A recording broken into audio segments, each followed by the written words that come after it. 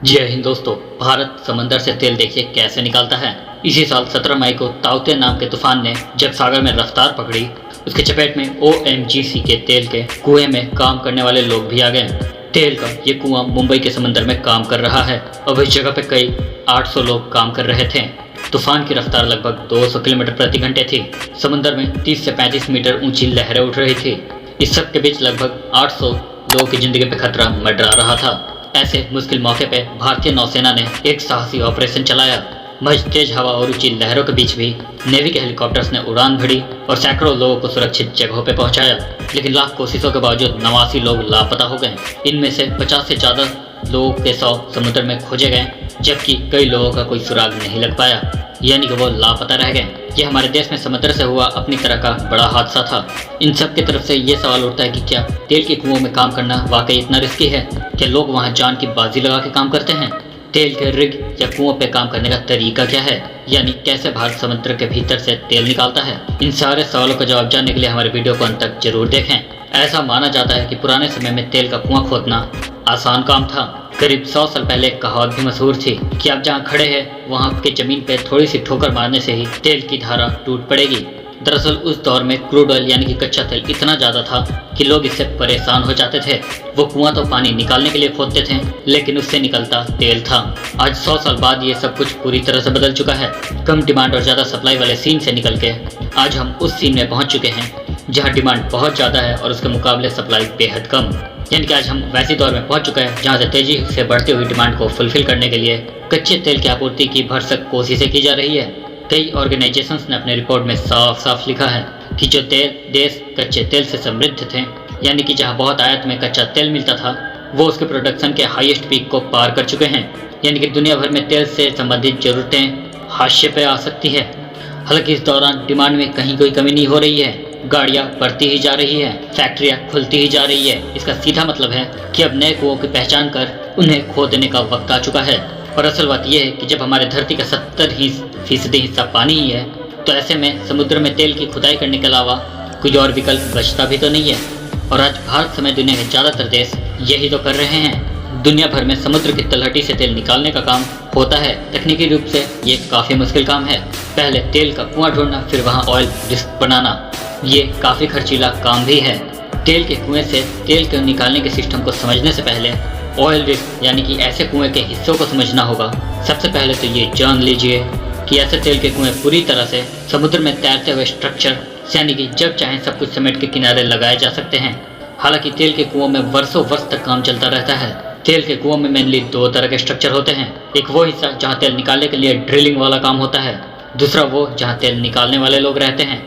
जिस हिस्से में ड्रिलिंग का काम होता है वहीं से कच्चा तेल प्रोसेस होने के लिए आगे भेज दिया जाता है। यही तेल ऑयल रिफाइनरीज में पहुंच के हमें और आपको पेट्रोल, डीजल और केरोसिन के रूप में प्राप्त होता है। दूसरे हिस्से में वो लोग रहते हैं जो अलग अलग शिफ्ट में डीलिंग का काम करते हैं। इसी हिस्से में कार्गो शिप्स भी होते हैं, जिससे माल ढुलाई का काम किया जाता है, जिससे कि कच्चे तेल को किनारे तक लाने वाले हर मशीनरी को तेल के कुएं तक पहुँचाने जैसे काम इससे किए जाते हैं। इस पूरे तामझाम को निपटाने के लिए सैकड़ों लोगों को रखा जाता है। दोस्तों, अब समुद्र से तेल निकालने का सिस्टम भी समझ लेते हैं। दरअसल किसी भी तेल निकालने वाले कंपनी में 2 तरह के लोग काम करते हैं, एक ऑन शोर और दूसरा ऑफ शोर। ऑन शोर मतलब ऐसे लोग जो समुद्र तट पर रह के काम करते हैं। ऑफ शोर मतलब वो लोग जो समुद्र के लहरों पर सवार होकर काम करते हैं। कंपनी अपनी मर्जी से किसी भी एम्प्लॉय को ऑन शोर या ऑफ शोर काम करने के लिए भेज सकती है। अपनी मर्जी वाली जगह पर काम करने की इजाज़त किसी को नहीं मिलती। ऑन शोर एम्प्लॉय का काम ज़्यादातर ऑफिस वर्क ही होता है, जबकि ऑफशोर एम्प्लॉयज़ यानी कि ऑयल रिस्क पे जो काम करते हैं, इनका काम ड्रिलिंग से लेके तेल को प्रोसेस करने तक का होता है। वैसे तो हर कंपनी का काम करने का तरीका अलग होता है, लेकिन हर ऑफशोर लोकेशन पे ऑन ऑफ सिस्टम से ही ड्यूटी होती है। ऑन ऑफ ड्यूटी का सिस्टम मतलब आधा महीना काम किया और आधा महीना आराम किया। ये सिस्टम 21 दिनों का भी हो सकता है, यानी कि 21 दिन काम किया और अगले 21 दिन छुट्टी रही। जितने दिन ऑफशोर यानी कि ऑयल रिस्क पे रहते हैं उतने दिन छुट्टी नहीं मिलती है। कर्मचारियों को ऑयल रिस्क पे पहुंचाने का सारा खर्चा कंपनियां ही उठाती है। ये कंपनी अपने स्टाफ को रखने के लिए समुद्र में तैरता हुआ छोटा शहर बसाती है।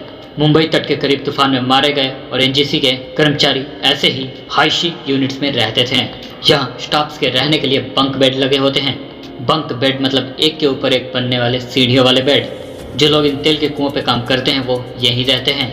इनके खाने पीने के लिए सप्लाई लाइन किनारों से बनी रहती है, क्योंकि इन जगहों पर किचन में खाना पकाया नहीं जा सकता, इसलिए फ्रोजन फूड ही इस्तेमाल किया जाता है। हालांकि इनके मनोरंजन के लिए टीवी रूम, कैरम और लूडो जैसे खेलों का इंतजाम जरूर रहता है। एक और बात जान लीजिए, जो लोग इन ऑयल रिग्स पे काम करते हैं उन्हें अपने पास मोबाइल रखने की इजाज़त नहीं मिलती, क्योंकि ऑयल रिग्स पे बहुत से काम सीक्रेट होते हैं जिनके लिए ये कंपनियां सेफ्टी के लिहाज से वीडियो शूट करने की इजाज़त नहीं रहती। यह लैपटॉप कंप्यूटर तो होते हैं, लेकिन इंटरनेट की सुविधा बहुत कम रखी जाती है। ऐसी जगहों पर कंपनी का इंट्रानेट काम करता है, जिसमें लिमिटेड वेबसाइट ही चलती है, कोई सोशल मीडिया साइट नहीं चलती। इन लोगों को कामकाज के अलावा पानी में सर्वाइव करने की ट्रेनिंग भी दी जाती है, यानी कि अगर वो पानी में गिर गए तो खुद को कैसे बचा के रखेंगे जब तक कि उनके पास मदद न पहुंच जाए, ये सिखाया जाता है। हालांकि अगर तूफान आ जाए तो खुद को कैसे बचाएंगे ये समझना मुश्किल नहीं है। तो ऐसी होती है ऑयल रिग्स पे काम करने वाले लोगों की ज़िंदगी। उन्हें तेल के कुएं में काम करने के लिए ऐसे मुश्किल सिचुएशन से जूझना पड़ता है। दोस्तों, समुद्र में जहाँ कहीं कच्चे तेल का भंडार मिल जाता है तो वहाँ फ्लोटिंग ऑयल रिग्स बना दिए जाते हैं। फिर समुद्र की गहराई तक ड्रिलिंग की जाती है। कई बार तो ये खुदाई 1000 फीट तक भी होती है। और फिर जैसे ही कच्चा तेल मिल जाता है तो सेक्शन पाइप के जरिए तेल को खींच के बाहर निकाल दिया जाता है। समुद्र के अलावा कई ऐसे जगह हैं जहाँ पे कच्चे तेल का भंडार मिलता रहता है। ऐसे जगहों पर भी ड्रिलिंग करके तेल बाहर निकाला जाता है और फिर उसे ऑयल रिफाइनरी में प्रोसेस के लिए भेज दिया जाता है। तो दोस्तों, उम्मीद है कि वीडियो में दी गई जानकारी से आपके ज्ञान में बढ़ोतरी जरूर हुई होगी। अब जान पाए होंगे कि तेल के कुओं में काम करना कितना मुश्किल होता है। तो इस ज्ञान को और लोगों तक पहुंचाइए और इस वीडियो को ज़्यादा से ज़्यादा शेयर कीजिए। फेसबुक पे, व्हाट्सएप पे, जो भी प्लेटफॉर्म आपके पास मौजूद है, ताकि नॉलेजेबल वीडियो काफ़ी लोगों के पास पहुंचे। तो हम मिलेंगे अगले इंटरेस्टिंग और नॉलेजेबल वीडियो के साथ। तब तक ले जाए।